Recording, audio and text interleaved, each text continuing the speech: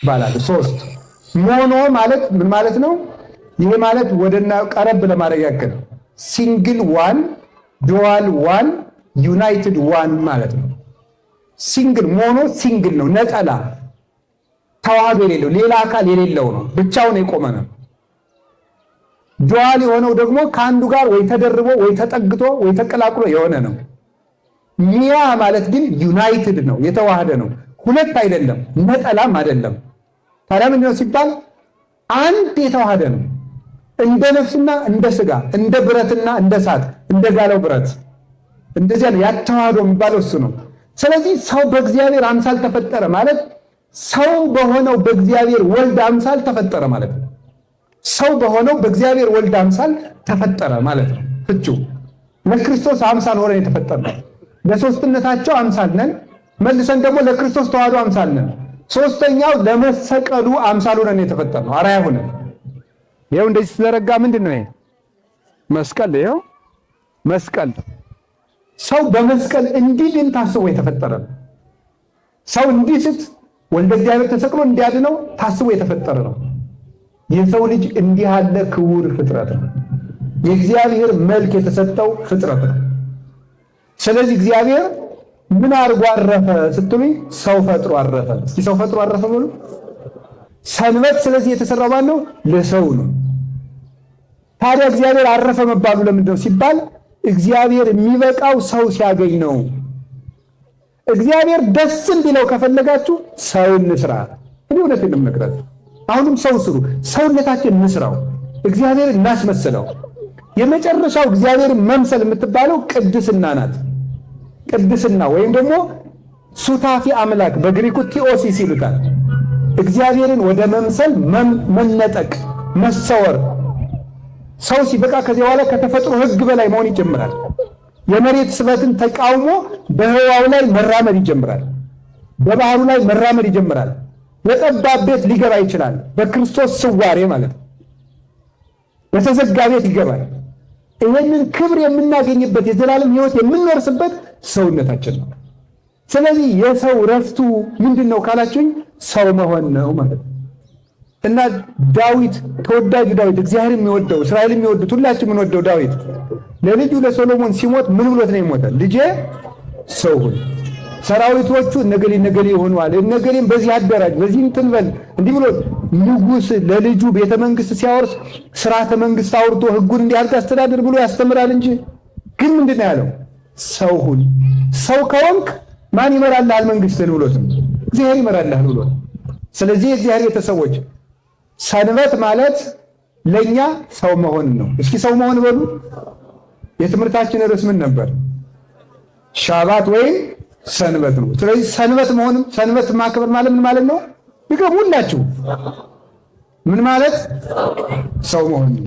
ግን ሁለተኛው ሰንበትን ማክበር ምን ማለት ስራን ጨርሶ ነው። እረፍት፣ ሰንበት ማለት እረፍት ነው። እኛ እረፍት እንድናገኝ ምን እናድርግ ስትሉ ስራችንን ጨርስ። እረፍት ማለት ስራን መጨረስ ነው። እስኪ በሉ እረፍት ማለት ምንን መጨረስ ነው? እግዚአብሔር ምንን ጨርሶ ሰንበትን አከበረ? ስራ ጨርሶ ነው ሰንበትን ያከበረ። ስራውን ጨርሶ ሰንበትን አከበረ። እኛም ስራችንን ጨርስ። ያልጨረስነው በጣም ብዙ ስራ አለ። ብዙ ስራ አለብን።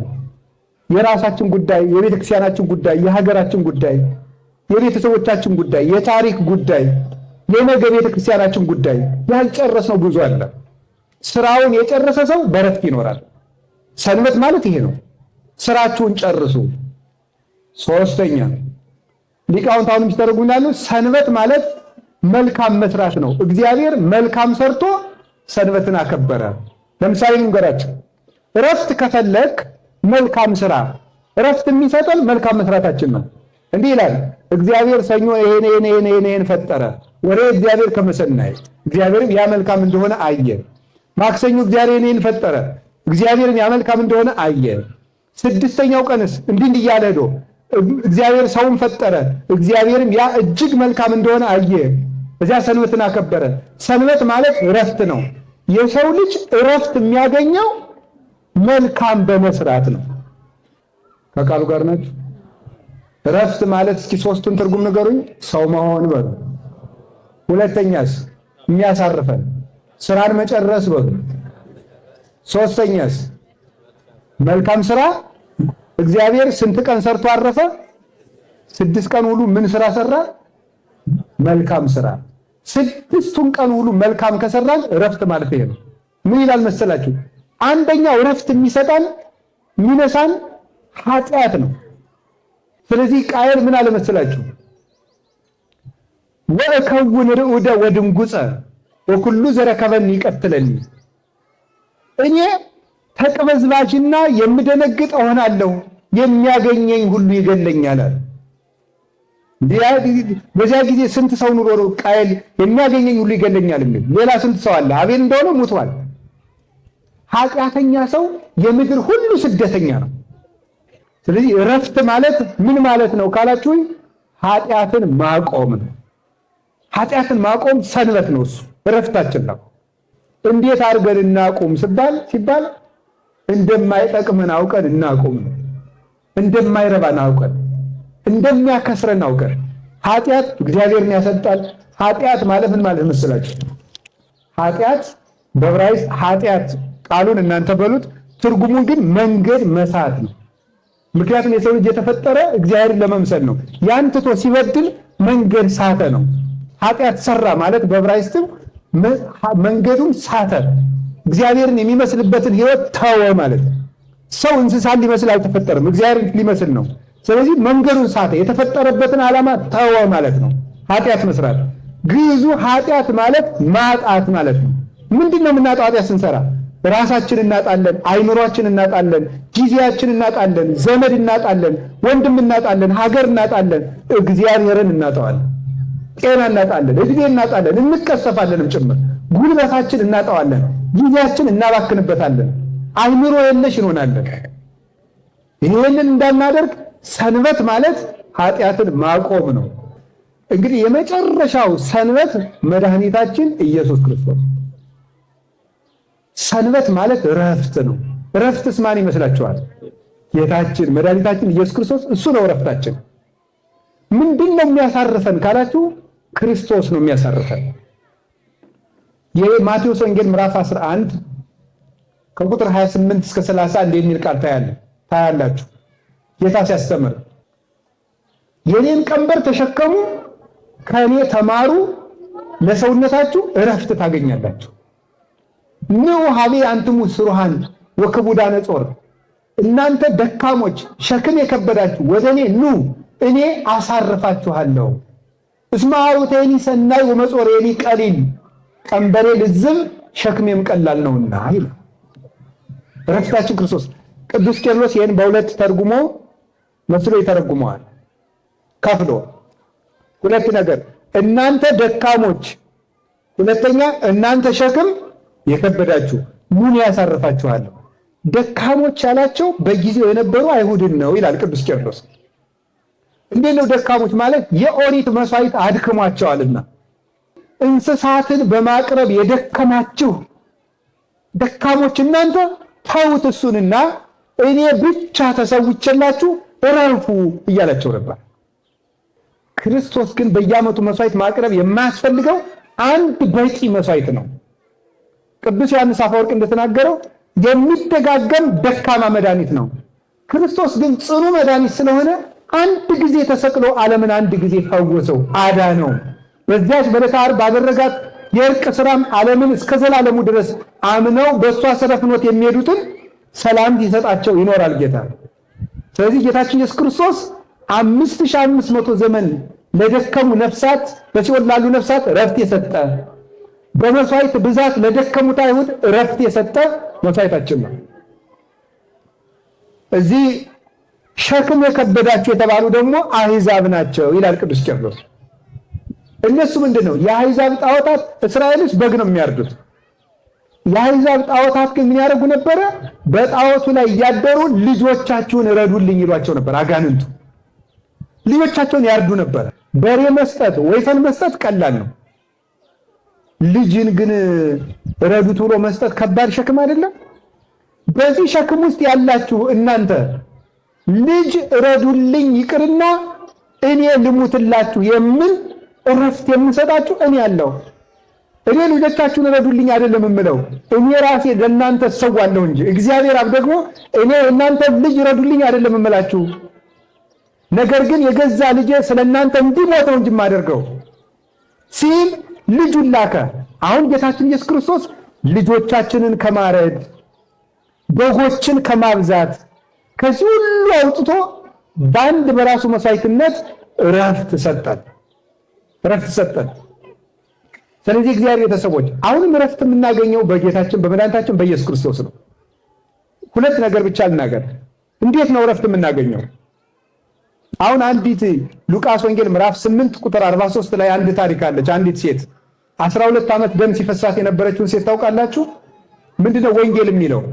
ከባለ መድኃኒቶች ከሰረች እንጂ አላተረፈችም ይላል። ጌታችን ኢየሱስ ክርስቶስ ግን በጨርቁ ጫፍ ፈወሳት። እነሱ ግን አክስረዋት ነበረ። ይሄ ምን ይመስላችኋል? ይቺ ደም የሚፈሳት ሴት በኃጢአት የምትኖር ነፍስ ምሳሌ ናት። ባለመድኃኒቶች የሚባሉት ደስታ ይሰጠኛልና እረፍት አገኝበታለሁ ብላ ሁሉንም የምትሞክር ናት። ዘፈኑን ስትሞክር፣ ጭፈራውን ስትሞክር፣ ዳንኪራውን ስትሞክር፣ ስካሩን ስትረኩር፣ ሱሱን ስትሞክር፣ በዚህኛው አርፋለሁ ስትል ከማክሰር በቀር በሽታ ከማብቀል በቀር ሸክም ከመጨመር በቀር አይምሮን ከማጣት በቀር ጉልበት ከመቀነስ በቀር ከሰው ከመገበል በቀር ሰላም ያልሰጡን ነገሮች እነዚያ ናቸው ያከሰሩን መድኃኒት ቤቶች የሚባሉት። እረፍት የማገኝበት መስሏችሁ ገንዘብ የምታወጡበት ነገር ግን ሕይወታችሁን ያከሰረ ብዙ ነገር ሊሆን ይችላል። ያ ሁሉ እረፍት አይሰጠንም። ተውት። ጭፈራው፣ ስድቡ፣ ዳንኪራው፣ ድልቂያው አይሰጠንም። እረፍት የሚሰጠን መድኃኒዓለም ነው። እረፍት የሚሰጠን እሱ ነው።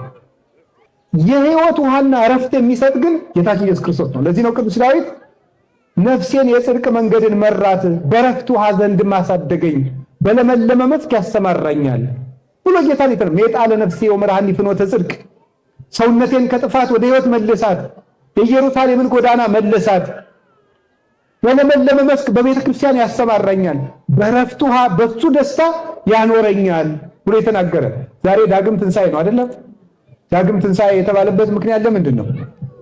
ለቅዱሳን ሐዋርያት የሚታወቁበት ዛሬ 8ኛው ቀን ላይ ደግሞ ተገልጦላቸዋል። ጌታ ከተነሳ በኋላ ተገልጦ ከሚጨነቁበት የተዘጋ ቤት ውስጥ የአይሁድን ፍርሃት ፈርተው ከሚጨነቁበት ገብቶ ሰላምን ሰጥቶ የእነሱን ልብ አረጋግቶ ሊወደቀውን ልባቸውን አንስቶ የጨረሰበት ዛሬ ስለሆነ ነው።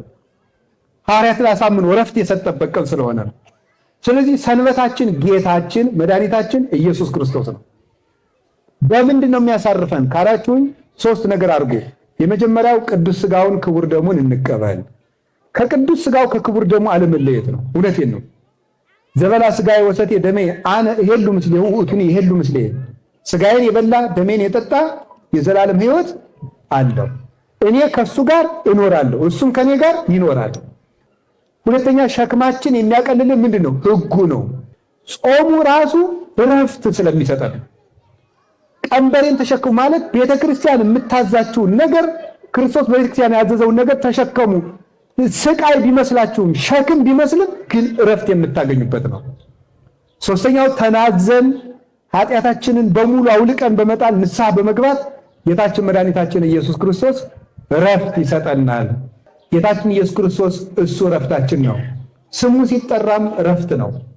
እውነቴን ነው። ሲጨንቃችሁ ራሱ አቤቱ ጌታዬ ኢየሱስ ክርስቶስ ወይ ማረኝ በሉ ሁላችሁ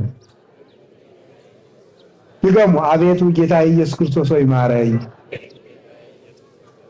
አቤቱ ጌታዬ ኢየሱስ ክርስቶስ ወይ ማረኝ ብትሉ እንደዚህ እረፍት ይሰማናል። እዚህ ያላችሁ ደግሞ እድለኞች ናችሁ። ቀራንዮ ሄዳችሁ ጌታዬ ኢየሱስ ክርስቶስ ወይ ማረኝ በሉ። የተሰቀለው ወንበዴ በቀኝ የተሰቀለው ወንበዴ ስቃዩን ረስቶ የሰማይ መንግስት እንዲያስብ ያደረገው ቀራንዮ ነው። እዚያ ሄዳችሁ እረፍት ስጠኝ ጌታዬ ብትሉት እሱ ቅርብ ነው። ሰው አይጸየፍም። ዘማዋንን አልተጸየፈ፣ ሌቦችን አልተጸየፈ፣ ወንበዴዎችን አልተሰጠ። ለሁላችን እረፍት እሱ ነው።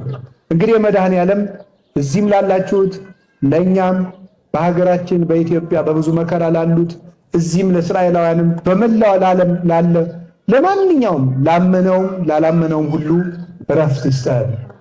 ወስብሐት ለእግዚአብሔር። ይቆየን።